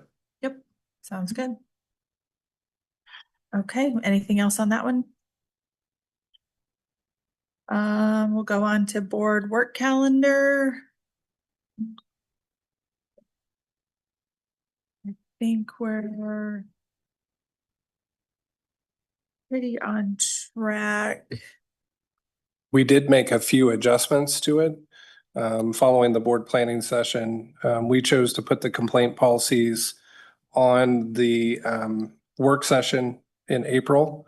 And to do that, we backed up approval of all the remaining policies and the first read of the handbooks to make sure that if there's any proposed changes, we'd be able to account for them. So if you look through, you'll see some things that way, but everything else should be in good order for the remainder of the year. Okay. And then one item that we have also discussed is we have a work session scheduled for, I believe it's the 6th of April. And one thing that I know that we have been working on is I know we would like to get each of you out that evening to maybe take a tour of the areas that are under construction in our classroom additions. However, because of the road closure that some of you experienced coming in today, we might want to look at having our work session that evening at one of the elementaries rather than coming back here just to save time. But if we do that, we will be deciding that in the next couple of weeks. We do have a meeting on the 23rd prior to that time in April, so we could possibly be bringing you an opportunity to, once we get the work session date, location, and time set, we might want to be asking you to amend our meeting schedule. Okay, great. There is a baseball game that night if you want to have it at the baseball field and stuff. Okay, so I think we're good on the board work calendar. Reports for board members. Who would like to start us off? I can go. Oh, Go ahead. I'm going to go real quick and I'm going to be brief because this is the third time that I got to participate in Reality U. And this was for all of our eighth graders that were brought into Forest Spring. And I got to tell you, and I know you were there, April, and it's just a tremendous experience. And so I want to thank you guys for having us have the opportunity to participate at that. And then I already referred to it, but I got to sit in for April at her Anna at her Forest Spring site council meeting, and it is just an absolute joy to get to spend time with Darcy and her team. And I was most impressed with the parent participation in that site council and the number of male participants, which I'm not generally used to seeing in the site council meetings at Prairie Creek and at Woodland Spring. No fault of theirs, but it was refreshing to see and some great ideas that I've shared with April, and I'm sure she'll be sharing with staff that came out of that. April, did I say it again? Yeah. Anna, sorry, I do that with my kids all the time. Yeah, and so I think that's it. Yeah. Thank you for filling in for that. Appreciate that. So I was able to go to the Timber Sage Site Council on the 23rd. A couple cool things about that school is they now have multiple ELL certified teachers, which is really beneficial because they have figured out that they have over 15 languages spoken at that school. So having those certified teachers is really good for them. And some exciting news after spring break, they're going to launch a We Deliver program made possible through a PTO grant that Jamie Wise had proposed. And so they had posted on Facebook, but basically the program teaches students letter writing skills, and then communication among students, staff, and families even. So families can even write letters and bring them to the mailbox. And then it's also provides leadership opportunities for the students serving as postmasters, which I think is kind of fun. So they are going to be the first school in the district to implement this after spring break. And then I was able to go to the topping ceremony that was held there on a very windy day. But the Newkirk Novak team did a really great job. Everything went smooth and all the fifth graders were able to watch the signed beam get placed that day. And then a couple more things. They're doing a readathon right now. They've had strong participation across all grade levels. And then they're also doing a school-wide reading, which is a fun book called The Unlucky Lottery Winners of Classroom 13. And then one thing I wanted to mention was that they're also hosting the Girls on the Run, which is a running club for girls March 9th through May 9th. And they have a lot of girls participating in that. And then I was also at the Chef Gala this last Saturday. Everybody looked great. The venue was really fun. The dinner was wonderful. It was just really great seeing so many friends and teachers and staff members and community members passionate about our district. So I was very fortunate to be able to attend this year.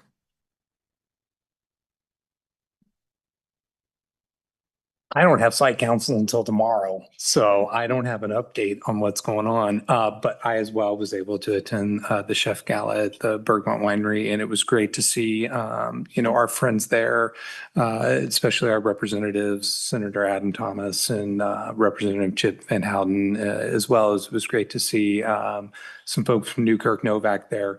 So appreciate, our friends and partner support for the chef. And it was an outstanding event. And anybody who didn't get to go this year, it's absolutely a great night out.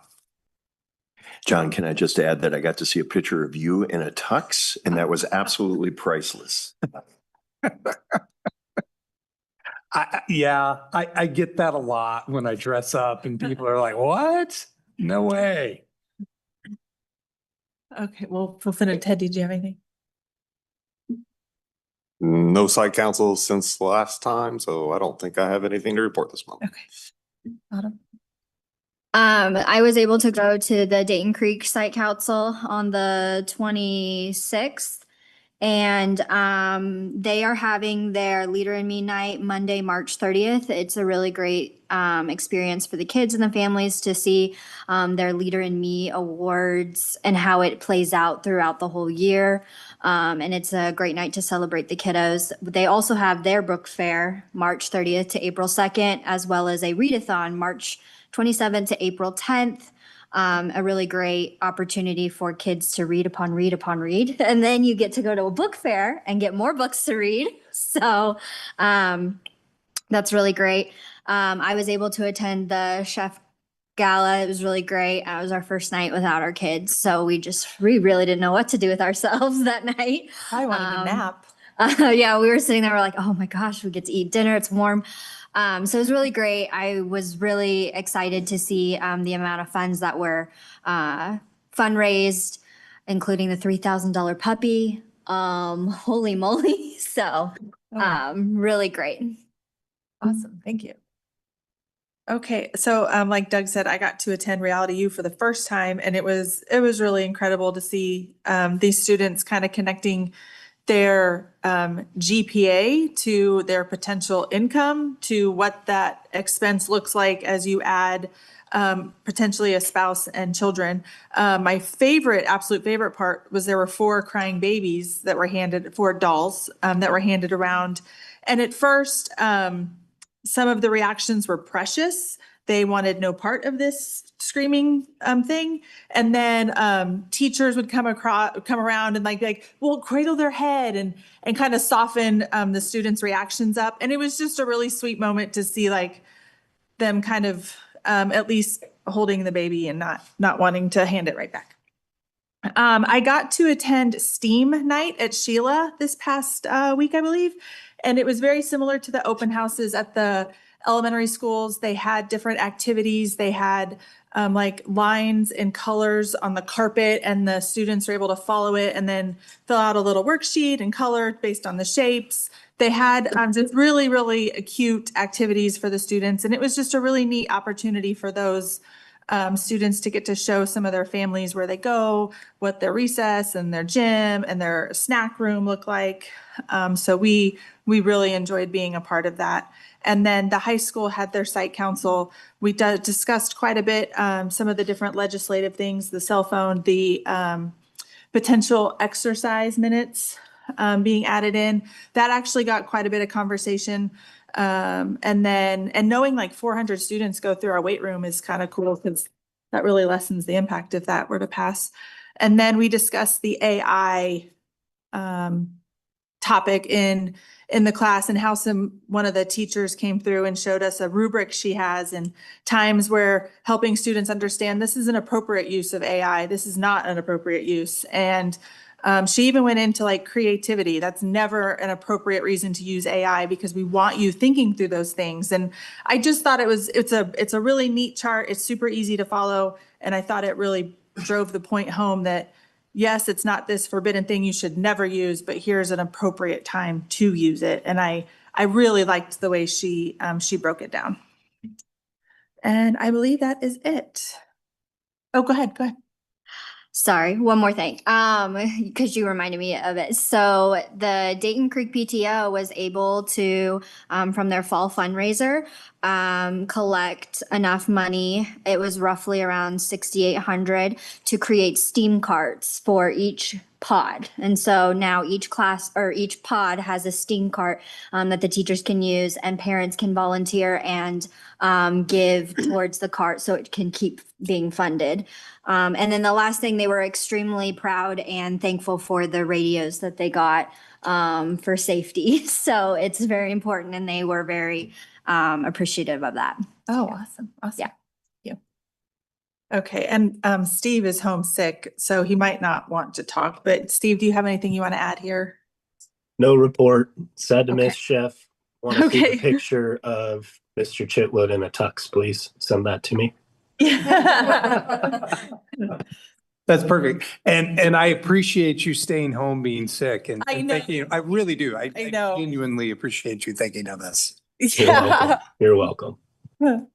Okay, up next, superintendent's report. Yes, a couple highlights from the legislature that still remains in session. Hopefully they're going to finish up here in the next 2 to 3 weeks. Most of the legislation that's kind of still to be decided is not new to us. Like I said, as Director Hall mentioned, the cell phone bill. It's right at this point, it's just basically they got to work out some small differences between the House version and the Senate version. The big question that I have and some other administrators have is how they're going to define locked up and put away during the school day. Okay, and then also, the other part that has to still be defined and kind of answered is what happens then if you at 9 a.m. you have a high school group or middle school group leaves on a field trip for the day off campus, or they leave at 1 o'clock to go to an athletic event that's going to go into the evening. At what point in time does the school day end for them circumstances? But again, those are the types of things that right now, hopefully, as they're working out differences before they get to a final version, hopefully some of that will be determined. If not, those will be things that as a local district, we will have to determine and define ourselves as we come up with our own ways of how we're going to implement protocols to enforce the statute. So stay tuned for that. The other one that I'm following really close, and I know that Mr. Holder is following as well, is we all know that property tax relief continues to be a major point of discussion, which we're all in. We all want that. The one version that there's several versions out there, but the one version that I'm following closely is the Senate Resolution 1616, which basically, if it would pass the Senate and the House, would go to a vote of the people and have a constitutional amendment that would cap property tax values at about 3% per year, minus any improvements or new construction. The kicker on that legislation, though, is if it's approved as a constitutional amendment, it takes everything back to the 2022 assessed valuation levels. Now, we haven't been able yet to actually have any hard numbers as to what our 2022 number would look like, because we are in the very unique position that year to year, while we have property tax increases on property, a lot of our increases are new construction. Okay. So that we still trying to get a hold of that, because that number, to the extent that that number could have major impact on us. So hopefully we'll know that. And I know that it did get a hearing late last week, or there's one scheduled, that we're watching that closely. But there are some other versions similar that do bring some property tax increase relief that don't have the 2022 reverting to that level in it. Okay, so but that particular one is, and I've relayed that, to our delegation. And so we'll see where that goes. And then we're still, of course, waiting on the special ed funding piece. So what's going to happen with that? The Senate did approve 1 million above their 5 million they added. So there's a 6 million. The House still has 10 million. The governor still, recommended 50 million. So we're going to have to see how all of those come together by the end. And then another bill that I mentioned that, again, I don't know what's going to happen. It kind of popped up on the radar a couple weeks ago. And that is basically the House Bill 2593, which is just basically any school district, has a ability to enter into legal counsel for legal guidance. And House Bill 2593, which did have a hearing last week, it would require any political subdivision that is entering into a fee for legal services to require the Kansas State Attorney General review that contract before it goes to a vote by the full board. So we'll see what becomes of that. But those are just some of the pieces of legislation we're following that we're hoping, like I said, they still plan to be finished by the end of this month, if not first few days of April. So a lot of things are going to be coming to pass here in the very near future. That's then a couple other things I did have outside of legislative report was the fact that, like I said, our parent-teacher conferences are coming this week. We will have an early dismissal on Wednesday. So then parent-teacher conferences Wednesday afternoon into the extended hours evening, as well as on Thursday. Each school has sent out reminders to how they will handle that. And then spring break will then basically convene. After students get out on Wednesday at 1, our classes will reconvene a regular schedule on Monday, April the 23rd. So there will be an extended time for our students and families to have some home time. And then I think you meant March 23rd. Did I say? I'm I was just, gonna say, they would love to come back April Yeah, it's 23rd. March. No, March. And then we also have, echoing what everybody else said, we did have the gala.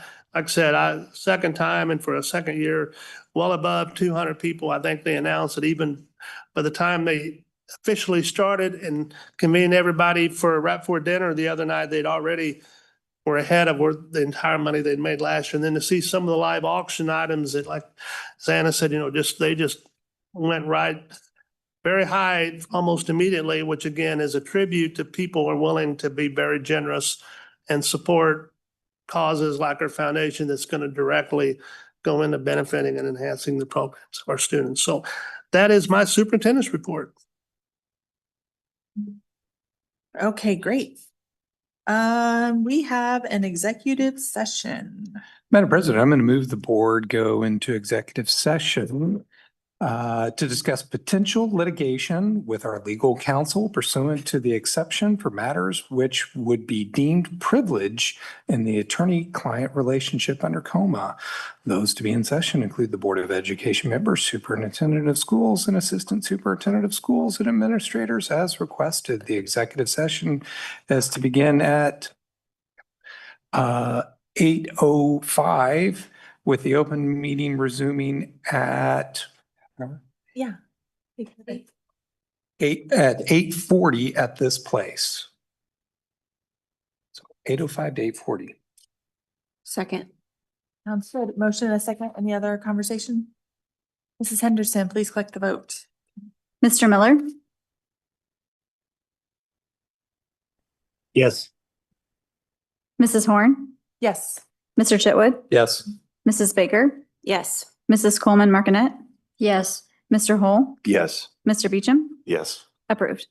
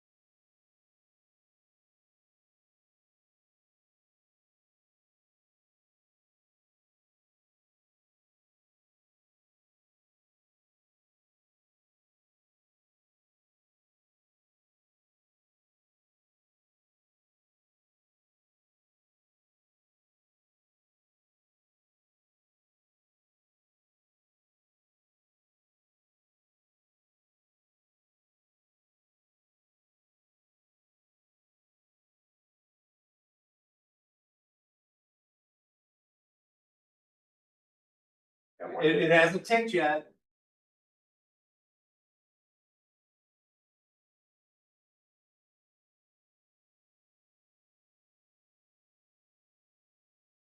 To extend the executive session 15 minutes. Second. Mr. Beecham, Yes. Mrs. Baker, Yes. Mr. Hole, Yes. Mr. Chitwood, Yes. approved.